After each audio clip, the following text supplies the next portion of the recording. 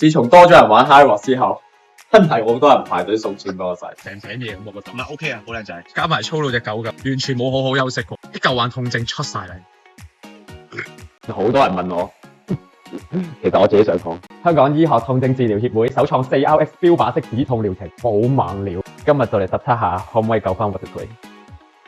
第一步，佢哋會安排跨專科醫療團隊，即係註冊脊醫、註冊中醫同物理治療師。你睇我哋傾得幾開心，同我做1對1嘅專業診斷，醫生一按就中，知道晒我全部痛症嘅根源喺邊度。之後就利用醫療級儀器解痛，直達肌肉深層，幫我放鬆筋膜關節。治療師非常細心，用心了解我嘅日常習慣，一針見血話我知我勞損嘅原因。最後再配合埋治療師專科嘅手法治療，將錯位嘅關節復位，又真係好掂喎。條腰鬆咗，膊頭都冇咁痛呢。你睇下我幾舒服，舒服，舒服，舒服。